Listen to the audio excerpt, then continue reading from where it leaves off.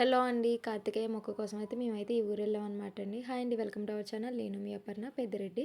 So, కార్తికేయకి అయితే మేము పెళ్ళైన కొత్తలో అయితే మేము టెంపుల్‌కి వెళ్ళామనమాట. ఈ టెంపుల్‌కి అప్పుడైతే నేను అనుకున్నాను బాబు పుడితే చీర పెట్టుకుంటానని. ఈ అమ్మవారి పేరైతే పెద్దింట్ల అమ్మవారండి. మెండిపాలెంలో అయితే ఈ అమ్మవారు అయితే వెలిసి ఉన్నారండి. ఈ అమ్మవారికి ప్రతి సంవత్సరం అయితే శివరాత్రికి అమావాస్యకి అయితే నిలబెడతారండి. ఈ అమ్మవారికి కళ్యాణం కూడా అయితే జరుపుతారండి. మేము స్టార్టింగ్‌లోనే వెళ్ళాం కదా! అందుకని ఖాళీగా ఉంది. అందులోకి ఈవినింగ్ టైంలో వెళ్ళాం. సో, కొద్ది ఖాళీగానే ఉంది.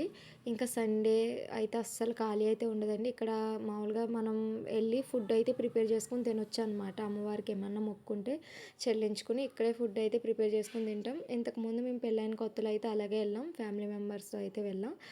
సో, అంటే ఈవినింగ్ టైమ్ వెళ్ళటం మేము స్టార్టింగ్‌లోనే వెళ్ళాం కదా! అందుకని పెద్ద జనం అయితే లేరు. కొద్దిగా చిన్న షాపింగ్ అయితే చేసుకున్నాం. ఖర్చులు కూడా ఏమీ లేవు. సో, ఇక్కడికెళ్ళిన వాళ్ళు కంపల్సరీ ఏదో ఒకటి ఫుడ్ అయితే ప్రిపేర్ చేపించుకొని తింటారనమాట. వాళ్ళే ప్రిపేర్ చేసుకొని తింటారు. మాకు టైం లేదు. ఈవినింగ్ కూడా వెళ్ళాం కదా! సో, అందుకని చికెన్ పకోడీ అయితే వేపించుకొని అలా అయితే తింటా ఉన్నాం. భార్గవ్, కార్తికేయ అయితే బాగా ఎంజాయ్ చేశారనమాట. ఇంతకీ మీలో ఎంతమంది ఈ టెంపుల్‌కి వెళ్లారో నాకైతే కామెంట్ చేయండి.